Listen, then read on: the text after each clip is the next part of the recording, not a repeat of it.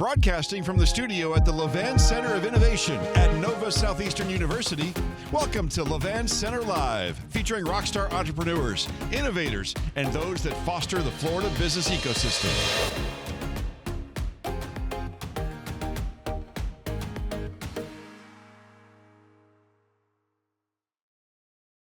Hi, and welcome back to Levan Center Live. Welcome back, subscribers and first-time listeners. Make sure to like, share, and subscribe to the podcast here. I'm Jim Ryan. Of course, I'm joined and co-hosted with my good friend, Kelly Shanley, who's interim director of the Levan Center of Innovation. Kelly, good morning, and good to see you again, my friend. Good to see you, buddy. Well, we're going to have a great podcast today. Of course, we talk to successful executives, entrepreneurs, those that foster the Florida business ecosystem. Really excited to have Jose Antonio Villamil, who's with us today, otherwise known as TJ. And I'm going to ask you, how did you get to TJ out of Jose Antonio? But we're going to get there. But TJ has done amazing work here helping support the state of Florida as a brand ambassador, talking about and sharing the good news about what Florida has done economically and otherwise. Now, as president of business development for eMerge Americas, our good friends down at eMerge, and we're going to talk to him about his career, about the state of Florida, and so forth. It's going to be an interesting podcast. And TJ, thanks again. I know you're a busy man. You're on the plane. You're in Europe. You're in Latin America. You're all over, and we coordinated this time. So thanks so much for coming in this morning. Thank you, Jim, and thank you, Kelly, and of course the Levan Center. It's a tremendous honor to be with you all, and I'm just super excited to be here. And you're right, it's a big world, but everyone needs to know the Florida story, and so I'm just tremendously honored that I get to tell it, share it, scream it from the mountaintops, and so I think that's what we'll be doing here today. That's terrific. So let's start. I know you're a Gator. And so you're kind of homegrown in that way. Went to school here, graduated master's degree. And then, so how did you transition then going from your college days and so forth, getting into where you're at today? So kind of briefly walk us through some of those executive positions that you've had as becoming sort of this brand ambassador star for Florida.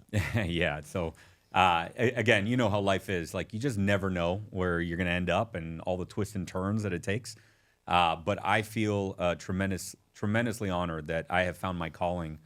And I didn't think something like this existed. But going all the way back, it was very clear that this is what I love to be doing since I was little, right? I am a very proud product of this state. My parents are immigrants, Cuban, came here in 59 and 60 when they were fleeing communism. And so Florida's always been that haven for them. My mom was a Tampa Cuban. My dad was a Miami Cuban. And I thought, like them, they built their career in the 60s, 70s, and 80s outside of Florida and then came back as executives, right? My dad did. And so I thought I was going to do the same thing. And I thought I was going to go to school in the Northeast, the whole thing. All of a sudden, sound policy works. The state government here created the Bright Futures program to stop the brain drain. We used to talk about the brain drain all the time. And I think it was one of the best policy programs that the state still has to this day, because guess what? It kept all of the talent in state. So now UF, Florida State, UCF, FIU are big state schools. And of course, the ripple effect that it has with all of our partner universities like Nova Southeastern. Florida is now the number one education state. So anyway, kept me in state. And then after I thought I was going to go away, came back, realized that Florida has some opportunity, stuck around in Miami, made my way, and then I got tapped to basically lead the coolest job of my lifetime, which was to become Florida's commercial ambassador. First with Enterprise Florida, and then its successor organizations, Select Florida and Florida Commerce. And my job was incredible. I understand why my predecessor, the great Manny Mencia, had it for 30 years. The job is amazing. So what the job entails, you're based in Miami, the international component. You're focused on foreign direct investment, bringing outside into the state. You're helping Florida companies export, so inside out, right? And then you also get to help the governor, lieutenant governor, and the leadership of the state travel internationally. So you really are Florida's commercial ambassador to the world. And it was the perfect job for me. I fell in love with it. And I'm very honored that I get to continue doing it now on this eMerge platform. You know, as you mentioned, foreign direct investment. I mean, we've heard a lot about tariffs and other things affecting trade and the economy. Has foreign direct investment been affected by all that, and how? And are there actually any policies regarding that, incentivizing that more, less? How's it been affected by all this? Yeah, absolutely. I mean, it's absolutely has. You talk to all of our international partners, and you hear from the business communities in Europe and in Canada, and there's certainly a lot of concern and people kind of waiting it out, if you will, right? Sure. But America is just this incredible economy that has all these incredible innovation tailwinds. And so the United States writ large has been the number one attractor of foreign direct investment on the planet for about 15 years in a row, right? That we've been tracking the metric. And so, still Canadian, European, Asian companies, they first look to the United States to grow. And so we are still benefiting tremendously from that. I would say the United States doesn't really have a lot of, FDI policies. Of course, they work a lot with the multinationals, and so there's things that they tweak that they're certainly concerned about or happy about, right? Like this new big, beautiful bill.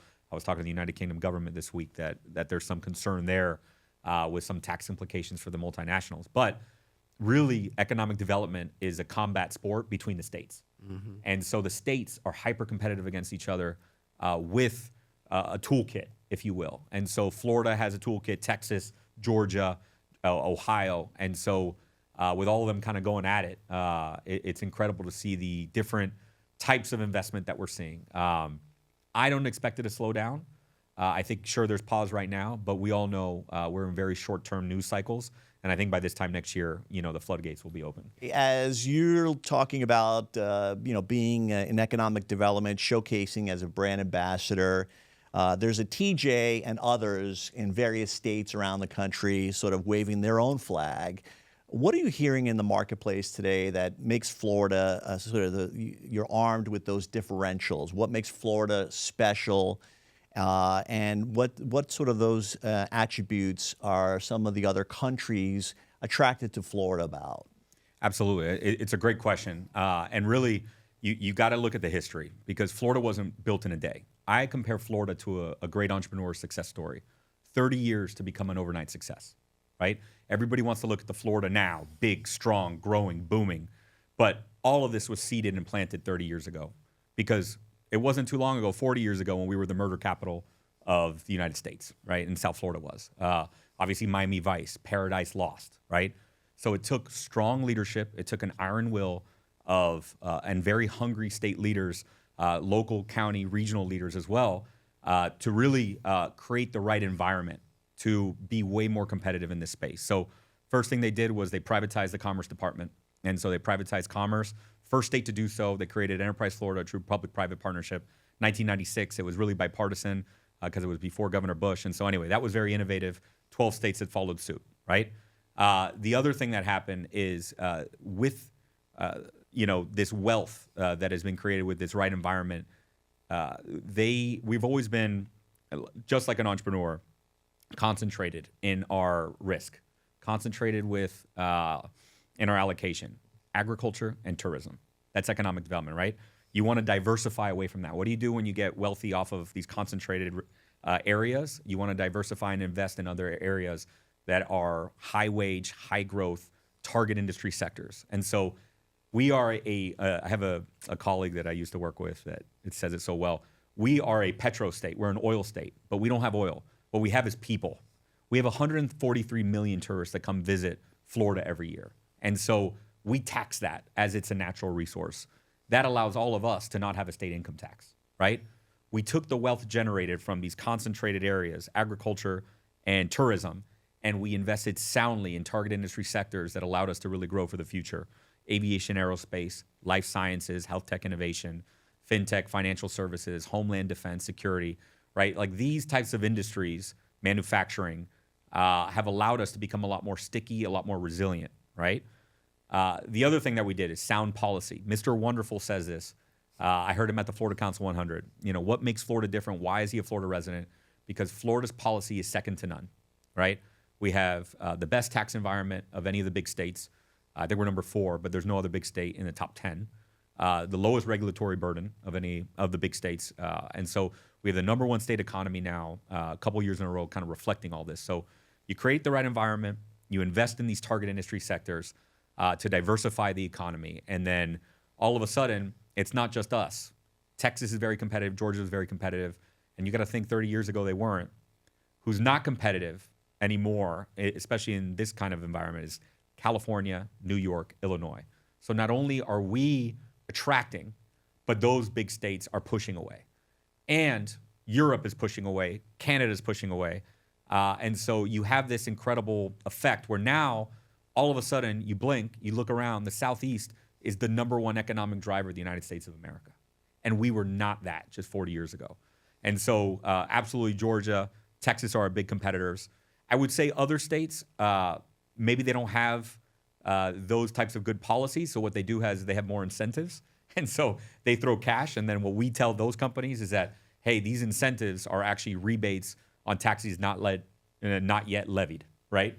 Because they're going to get you one way or the other. Sure. And so anyway, there's a lot of different ways you can cut up economic development. But basically, Florida was really hungry, made very smart investments, and then look at how quickly it changed from 2008, where the world sneezed, and Miami, South Florida, and the state had a really nasty recession, right?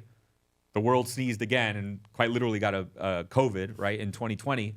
And who came out the strongest, most resilient, the best looking? Florida, and then Texas, Georgia, the Southeast. And so truly 15 years, economic miracle. I like your sense of looking back at history and policy and sort of carrying it forward and sort of talking about the butterfly effect, the impact of policy, how it manifests itself over time. Let's try looking forward now with that kind of attitude. We've got whatever set of conditions we have right now. Florida has kind of achieved this position in economic development. What do we need to be thinking about now in order to continue on that path? Are there other areas? And I think about when we think about higher education, when we think about housing, what are the factors that we need to be focused on right now so we can maintain that position?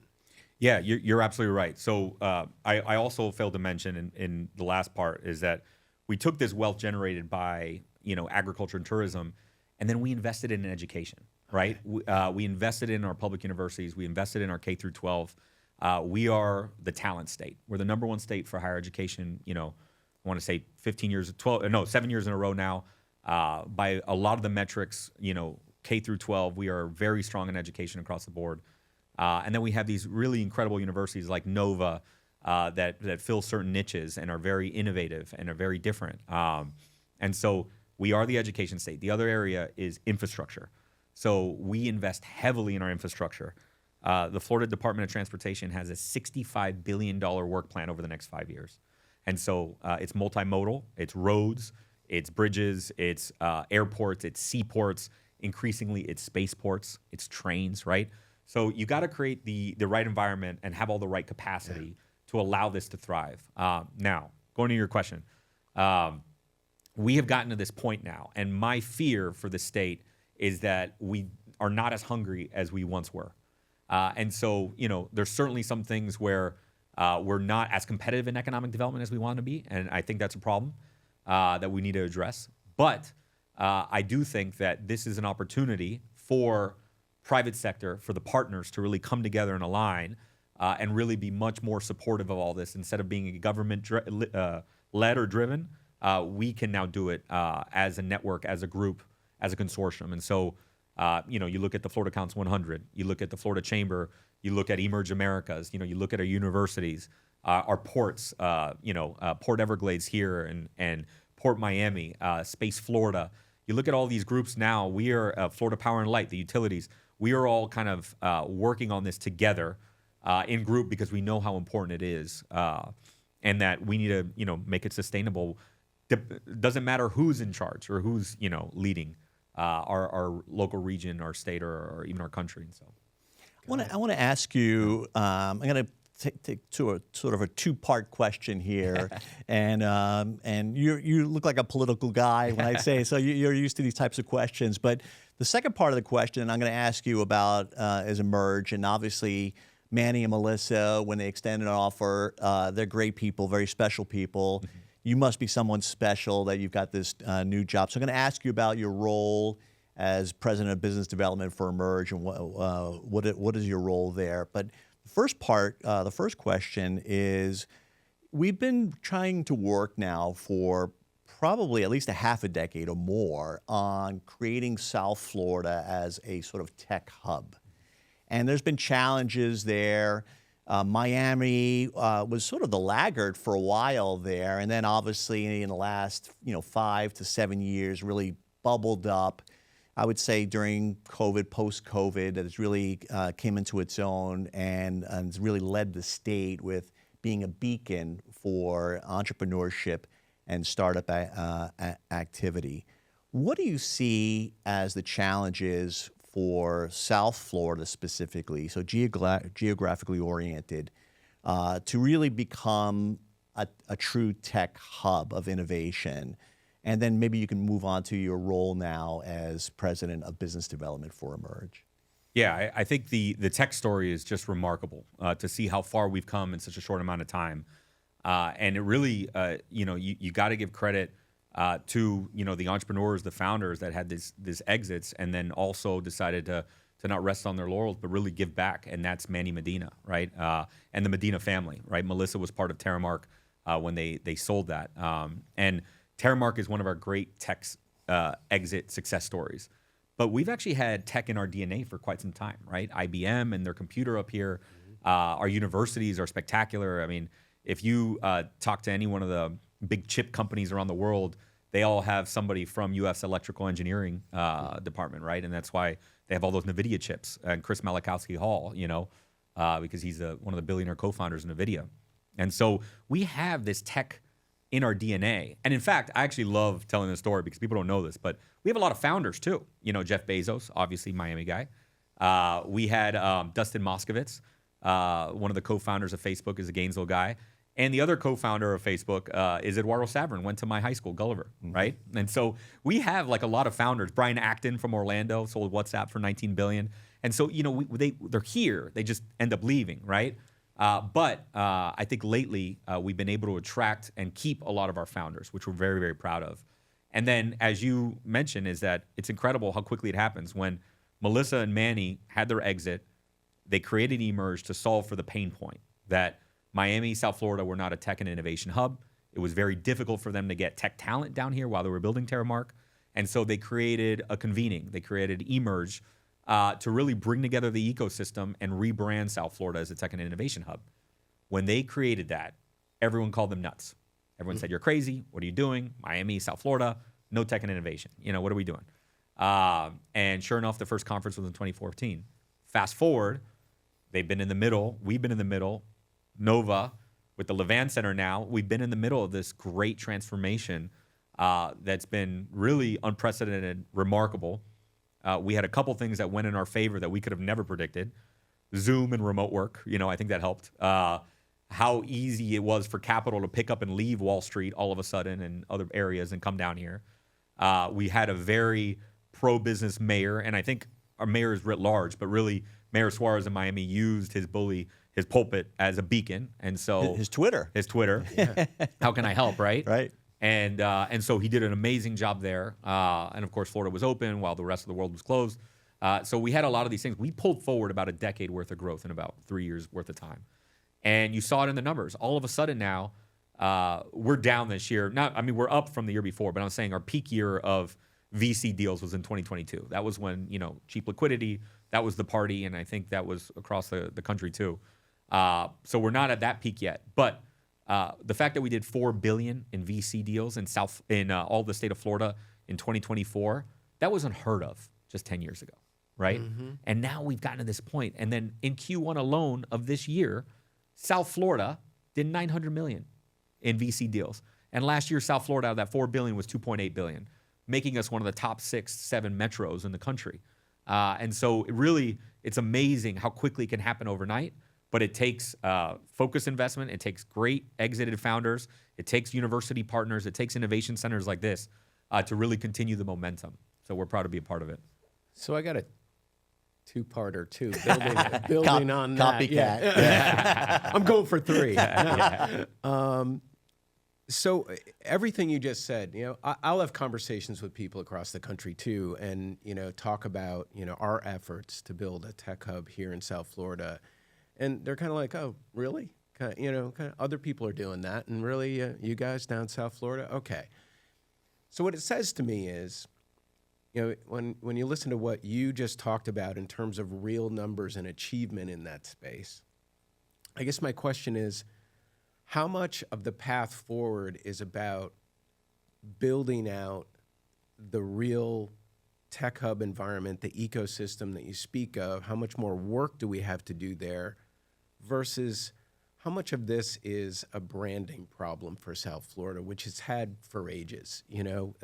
When tourism is that dominant, when spring break is the brand, how do we have things to overcome there that we should focus on as much as getting the real story told? Yeah, yes. The answer is you're 1,000% correct. And it's one of the reasons why I feel so strongly and so passionate to continue my work of promoting Florida, because, we all know how great of a state this is, great of a region and city, right? But the world still does not know that. Right. When Japan and Japanese investors are looking at where to build out innovation hubs for their multinationals, incorporating, hubs, they're going to Silicon Valley first. They're going to New York second, right? Europeans, right? They think New York, Chicago, Boston, if it's a life sciences company first. They still only think of Florida as beaches and theme parks.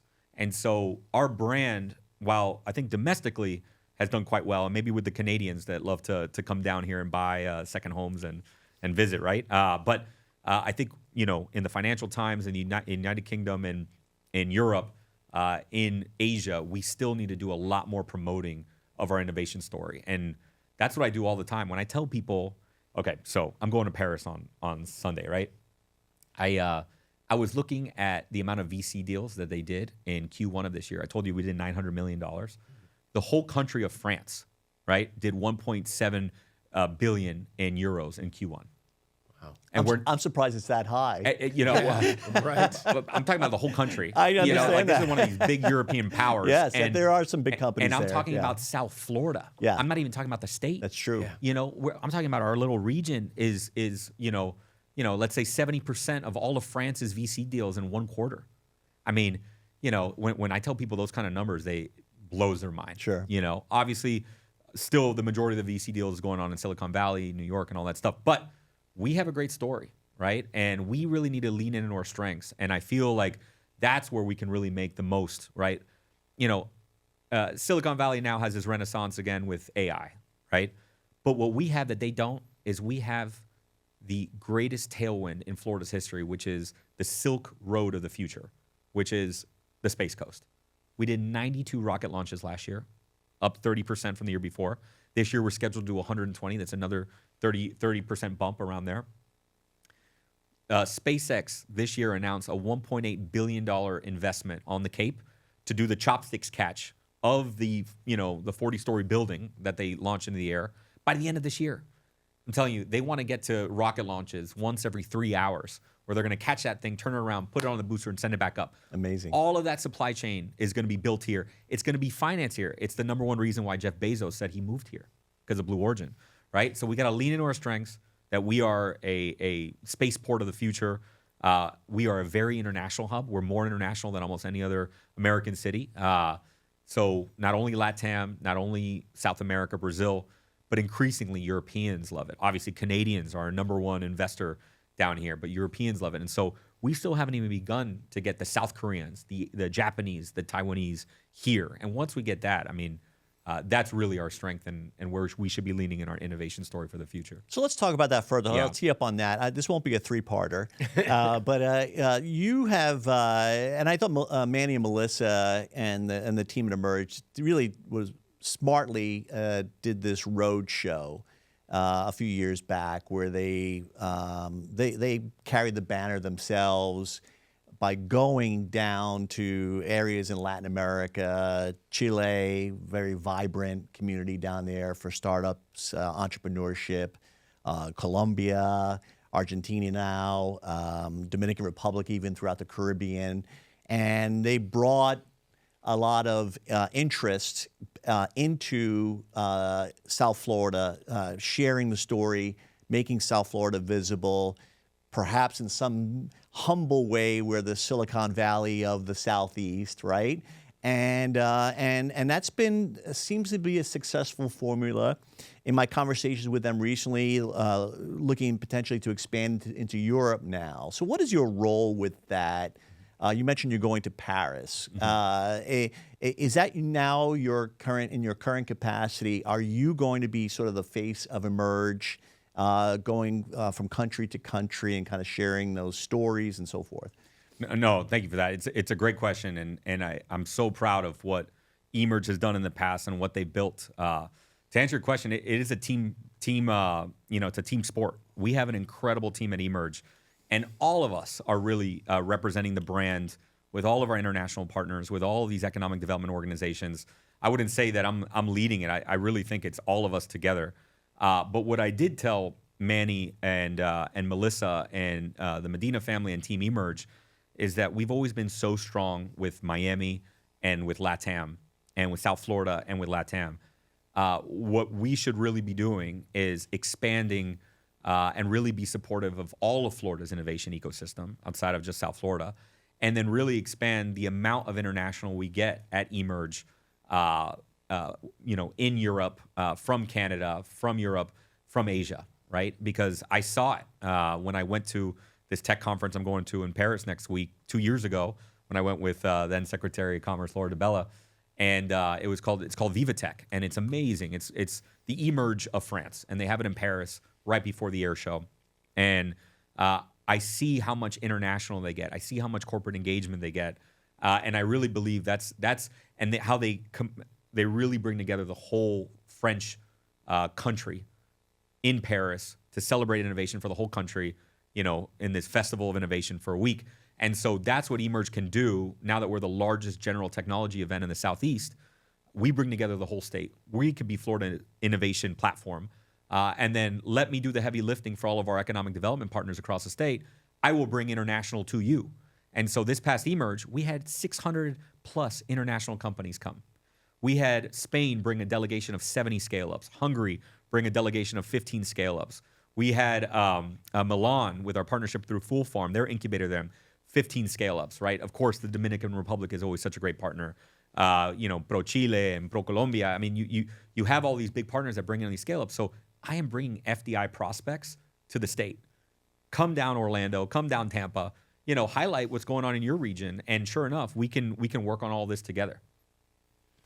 When you're thinking about economic development right now in general, you're talking about our strengths, you're talking about the things we've done right. As you're looking forward, I guess what I'm trying to get at, is there anything that you feel is a blind spot, something that's misunderstood, something that needs to be explained better that's going to impact our trajectory forward, that we as a community, as an ecosystem, need to understand and be more focused on than we are right now? Yeah, absolutely. I think I've been so bullish with Florida and Miami and South Florida my whole life. And this is kind of the first time where I'm starting to see a couple cracks, right? I think the affordable housing issue is certainly an issue that we got to address. And I think the Live Local Act was a good start, right? I think transportation too. I think all this gridlock, all these problems that we're having. My chief of staff, when I was with the state, lived up here in Weston. Take her an hour and a half to get in the Gables, right, to our office. I mean, that's 3 hours out of the day, right? We got to figure that out. And so those are some things we really need to address. And then, I think big picture too, I really would love if our state really started thinking a lot bigger picture, because it's a hyper competitive environment. You have other states throwing the kitchen sink at economic development projects and environments and ecosystems, right? So let's say like the quantum cluster in Illinois. And I would never use Illinois as a model of governance, right? But at least they're taking money and investing in things that are going to affect them positive for the long term, right? And so I think Florida, we need to get out of this. Like, we're never going to cut our way to success. I'm not saying that, we should have these big tax increases or anything like that. I'm just saying we are already the leanest state government budget for as big of a state as we are. And if we just found a way to, tax the tourists a little bit more, we could be investing in these things that really matter. And then we could be way more competitive. We could create the right environments, let's say quantum, AI, defense, space, all this stuff, life sciences, health tech innovation.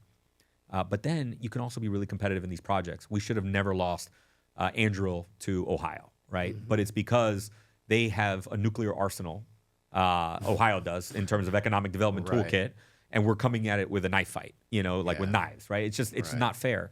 And so, we just need to be a little bit more competitive. I'm not saying throw the kitchen sink like some of these other high-tech states, but, we need to do a little bit more. And Palmer Luckey said that when he was at eMerge speaking, and so did the partner at Andreessen Horowitz, Catherine Boyle. When she spoke, she said, we got to be more competitive with economic development because we're losing projects. I mentioned to you earlier about politics, and I'd be remiss if I didn't ask you. You're young, vibrant, energetic, steward of the state of Florida. Obviously you're somewhat of certainly a brand ambassador now for eMerge. TJ, are we going to see that on a bumper sticker at any point in the near future? You have any interest in being more of a political animal? So no interest, no plans as of right now. But the reality is that I've always had a calling to public service, right? And it's why I ran. I was class president at Gulliver, I was student body president at UF, the first Hispanic president ever there, and very proud of that. And so, I've always had a calling to serve, to lead. As of right now, no. I'm enjoying my time with my young kids. I love my job. I love that I get to be in the private sector, so I'm very honored. But I'm never going to count it out because you never know what's coming in the future, right? I would say whenever you get that answer, it's probably a yes. That's what it sounds like. That's what it sounds like. Yeah. Let me ask you this, TJ. So the Levan Center here, obviously we're focused on, fostering the startup ecosystem, working with startup companies, trying to get them through ideation, incubation, and onto acceleration and impact the local economy. We're here with NSU, which just recently got designated as an R1 research university, so achieving new heights with the research that's happening here, which can also contribute to that. When you think about what's needed from an economic development standpoint, there's a university system, across the state that has centers like this. That are fostering, startups and bringing tech to the marketplace from research. What do you need from us? What do you need from universities and innovation centers across the state? How can we help? Yeah, I mean, quite honestly, I think you all have been one of the biggest drivers and one of the biggest partners in the transformation of this state. I think you look at what's happened with the state of Florida, with South Florida, and all of this is not happening if we don't have Nova Southeastern. All of this is not happening. We don't have FIU. We don't have UCF, UF, USF, all of them. Even, the Embry-Riddles of the world and stuff like that. And I always say, it's amazing to think about Nova Southeastern, where it started and where it is today. Right. And Sure. And I think our universities really led. They modeled the Florida rise, and they're going to continue to take us to these heights because, quite frankly, the universities here, they're investing in the right thing. They're focused on what matters. I think they're going to have, once they stop all the federal cuts, I think there's going to be huge tailwind with a lot of grants coming down to Florida universities once they open up the spigot again. And so I think you're going to see a lot of this primed. I think, the Nova Southeastern doing what it did with the Levan Center here on the 5th floor of this library is a model. I think every university needs to be investing a lot more in this. You guys are creating the right environment. You're convening the right people. We just got to, honestly, the biggest thing that I keep saying is we just got to share the story. We got to let everybody know what's going on here. And so, I think, and then the fact that we're all as collaborative as we are is also very helpful because you get in other states and they're very territorial. And here, you guys have been very open with the other universities and same as vice versa. Great point. Great point, TJ. So we have a minute or two left. And so, TJ, I had to circle back to that. Yeah. So how did TJ come about? So my real name is Jose Antonio Villamil. I'm the fourth. And so my great-grandfather in Cuba. He was the general manager of the Bank of Boston at the time, B of A, and so he was a big banker in Cuba and Havana in like the 20s and 30s. My grandfather was the general manager of a great FDI investment from the United States into Cuba from Hershey, Pennsylvania. It was called Hershey, Cuba, and it was the most state-of-the-art sugar mill in the world at the time in the 50s. And it was a whole sugar industrial complex thing over there. My granddad was a general manager, so he was the second. My father, Jose Antonio Villamil, el tercer, he's the third, Tony. He comes over here. He makes a name for himself. He becomes an undersecretary of commerce, right hand to Governor Bush for economic advising. And he changes the Jose Antonio thing and becomes Tony from Antonio. And so everyone knows him as Tony Villamil. When I was born, they called me Tony Jr. And so now I got my son. Yeah, TJ, he's Tony Jr. Exactly. So now my son is the fifth. But we call him JJ. And so we just made it up. Yeah, we just we're going to call him something, so it's fun. That's terrific. What a great story. Yeah. And, we're very thankful for your work and helping support the state, obviously the university here with Nova, waving the banner for South Florida, more geographically oriented with everything that you're doing now as president of business development for eMerge. So those our listeners, especially startups that are watching the podcast, and those in economic development, those interested in helping support the state or moving to the state, how do they get a hold of you or the eMerge organization? Yeah, absolutely. I think on that note, Jim, Kelly, thank you both so much for your time and for your partnership, your investment. What you guys are doing here is absolutely critical.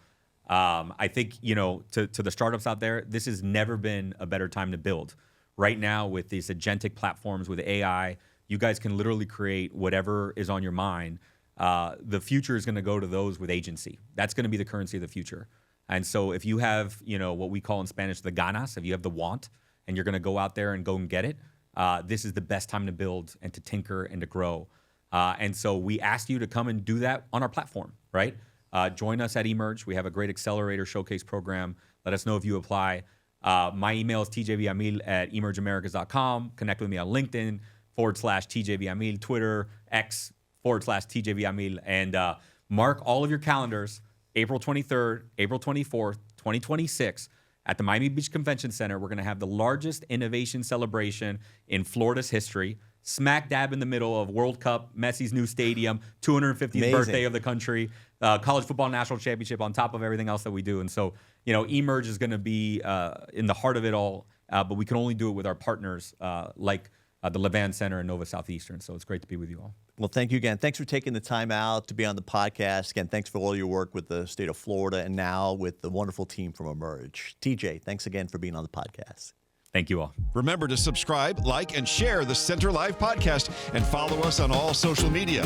If you're interested in sponsoring or appearing on the podcast, please email Levan Center Live. Our email is innovation@nova.edu.